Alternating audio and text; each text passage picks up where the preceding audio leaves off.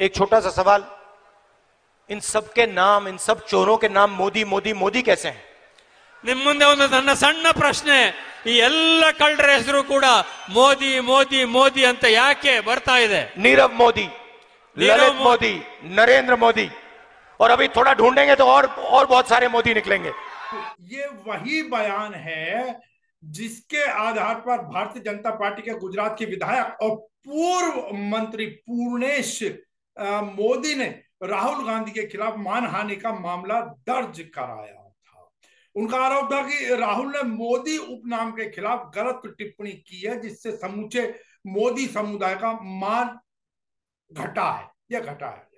अब कुल मिलाकर आपको जानकारी जैसा कि मिल ही चुकी होगी अब तक कि इस टिप्पणी को, मोदी सरनेम को लेकर की गई टिप्पणी, वर्ष 2019 में राहुल गांधी के द्वारा की गई टिप्पणी पर आज गुजरात के सूरत की एक अदालत ने राहुल गांधी को 2 वर्ष की सजा सुनाई। यद्यपि सजा को 30 दिनों के लिए निलंबित भी कर दिया गया और साथ ही साथ सेशंस कोर्ट से राहुल गांधी को जमानत भी मिल गई। लेकिन अब और इसके विरुद्ध अब कांग्रेस, हालांकि आज शुक्रवार 24 तारीख को राष्ट्रपति से मिलने का समय मांग रही है, जाने की उम्मीद है, मिलने का समय मिल जाने की उन्हें उम्मीद भी है, और कांग्रेस एक बड़े आंदोलन की चेतावनी भी दे रही है। अब प्रश्न ये कि यदि उच्च न्यायालय में, जहां पर कि कांग्रेस अपील करेगी इस सजा के विरुद्ध, यदि उन्हें राहत मिल जाती है तो ठीक, वरना क्या राहुल गांधी की संसद की सदस्यता जाएगी? वर्तमान प्रावधान तो यही कहते हैं। लेकिन गौर कीजिएगा, यहां पर एक चीज मैं आपको याद दिलाना चाहूंगा। सितंबर 2013 की बात है, जब प्रेस कॉन्फ्रेंस के अंदर राहुल गांधी ने एक बिल फाड़ दिया था, या उसको फाड़ देने की बात कही थी। अगर राहुल गांधी ने उस बिल को ना फाड़ा होता तो उम्मीद की जा सकती थी कि आज या इस बार या इस निर्णय से, अदालत के इस निर्णय से राहुल गांधी की सदस्यता, संसद सदस्यता बरकरार रहती। लेकिन खैर, कुल मिलाकर अब बात यह है कि राहुल गांधी को सजा दे दी गई है। लेकिन एक सवाल उठता है कि जिस प्रकार उनको तुरंत जमानत मिल गई, उनकी सजा भी 30 दिनों के लिए निलंबित रख दी गई, क्या आम आदमी के साथ भी इसी ही प्रकार का न्याय होता है? सवाल यहां पर ये है। खैर, कुछ भाजपाइयों के लिए तो मैं ये जरूर कहूंगा कि वो कहते ना कि जिसका मुझे था इंतजार और जिसके लिए दिल था बेकरार, तो आज वो घड़ी आई और निर्णय, और फिलहाल तो वो कम से कम सत्ता पक्ष तो ये प्रार्थना कर ही रहा होगा, ये उम्मीद लगा ही रहा होगा कि भाई हायर जो उच्च अदालत होगी वहां से राहुल गांधी को राहत ना मिले। हालांकि हम बता दें कि पूर्णेश मोदी, जिन्होंने ये केस दर्ज कराया था, उन्होंने कहा कि हम कोर्ट के फैसले का स्वागत करते हैं और यह न्यायिक प्रक्रिया है और यह एक अहम फैसला है। खैर, कांग्रेस कहां बाजाने वाली थी अपनी प्रतिक्रिया देने से? एक प्रतिक्रिया कांग्रेस की भी सुन लीजिए। पूरा तंत्र, पूरी सरकार, सारे संसाधन, चरण चुंबक मीडिया, सरकार की सारी एजेंसियां और खुद प्रधानमंत्री मोदी एक अकेले आदमी को चुप कराने में क्यों जुटे हैं?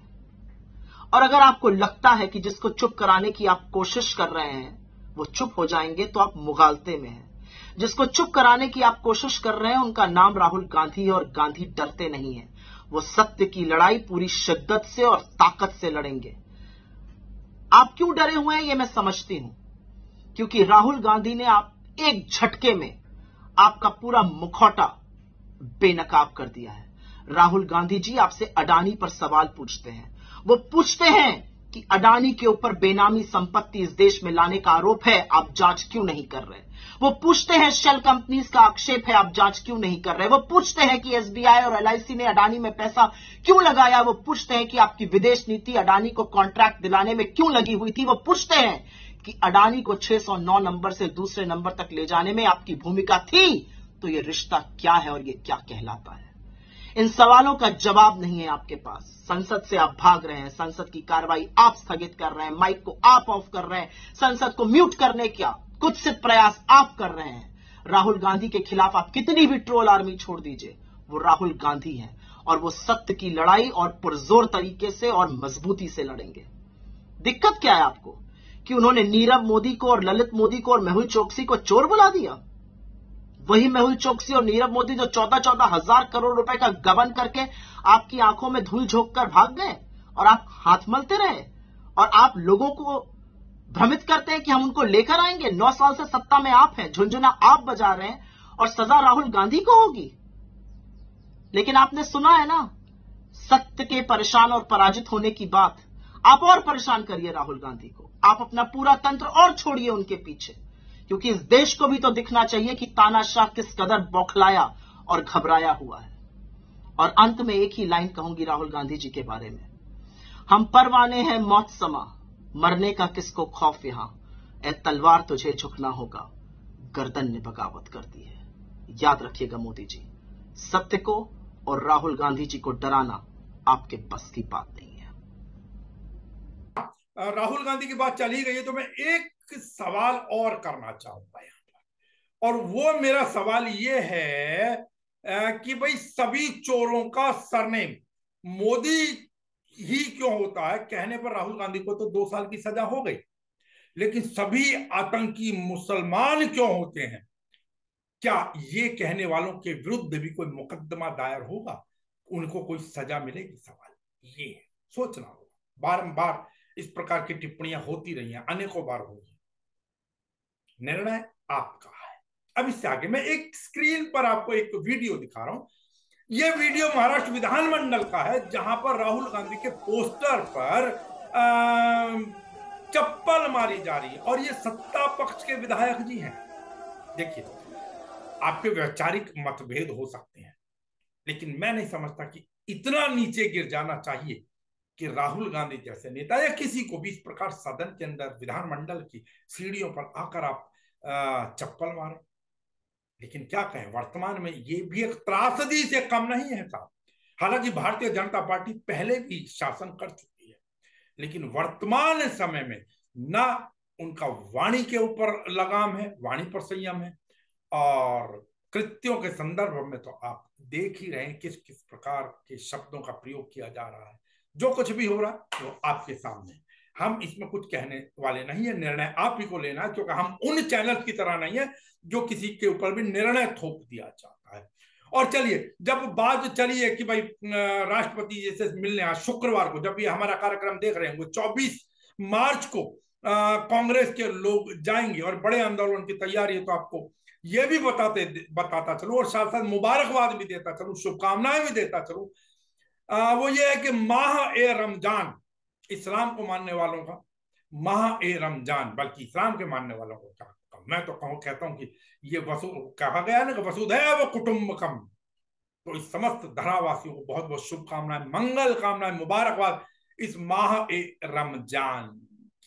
सभी के लिए सुख चैन रहे, अमन रहे, चैन रहे, खुशियां फैले, सभी समस्त चिंताओं से मुक्त रहें और सभी खुशी खुशी तरीके से हर प्रकार की चिंताओं से मुक्त होकर ऊपर वाले की इबादत करें।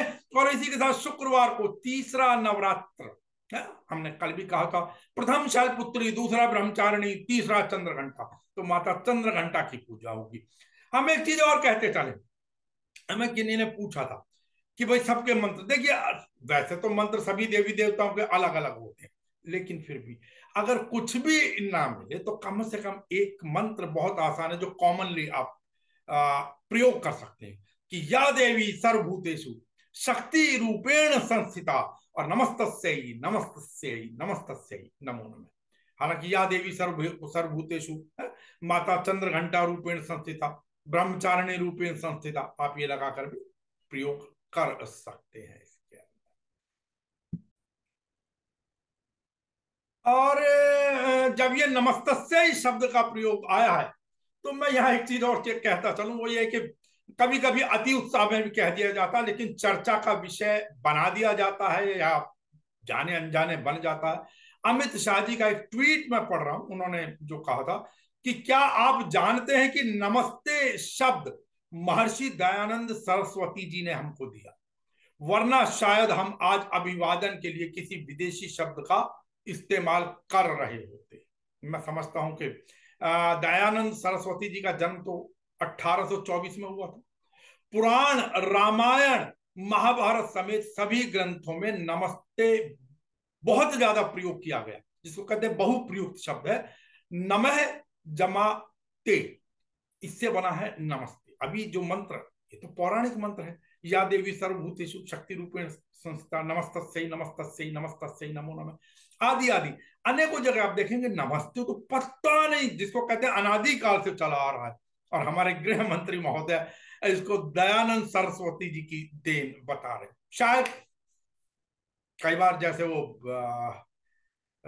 इंटर के बाद मैट्रिक करा दी गई थी, तो इस प्रकार की बहुत सारी चीजें होती है। हालांकि आप इसको स्लिप ऑफ टंग भी कई बार कहा जाता है, लेकिन वही बात है कि आप कहें, आप करें तो रामलीला और हम करें तो रासलीला। अगर किसी और की जबान फिसल जाए तो आप ना जाने क्या क्या क्या क्या कह दे।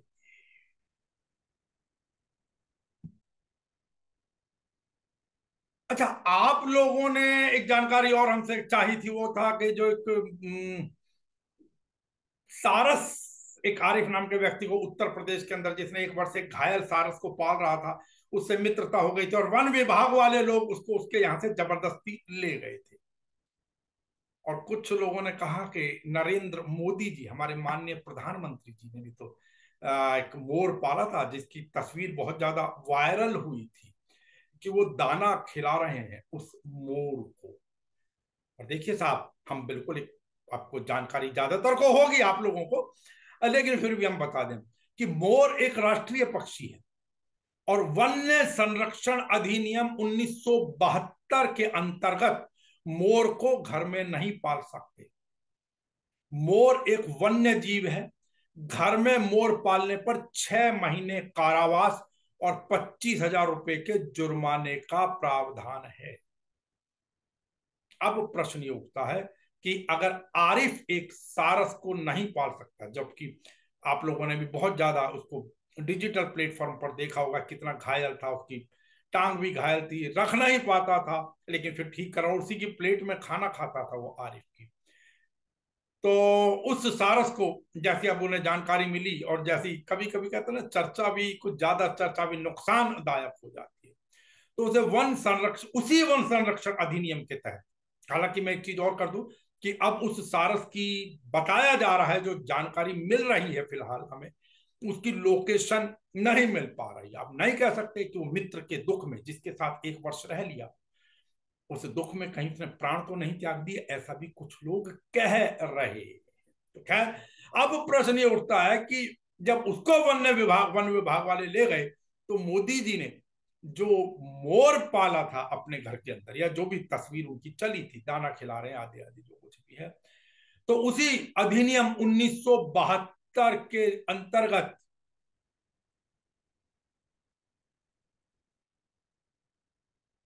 आगे की बात आप समझ सकते हैं।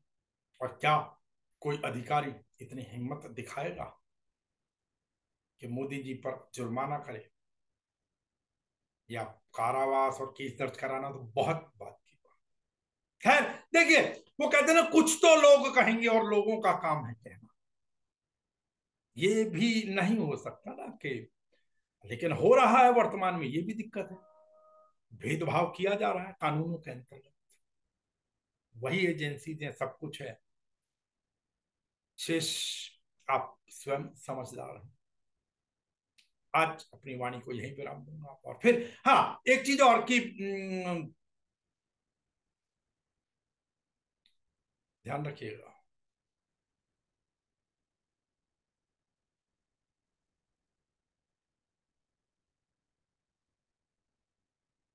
कोरोना, मैंने जानबूझकर पौध लिया। कोरोना का एक और नया वेरिएंट मिला है, और अब लगभग 350 मरीज उसके खोजे गए हैं या मिले हैं उस नए वेरिएंट के।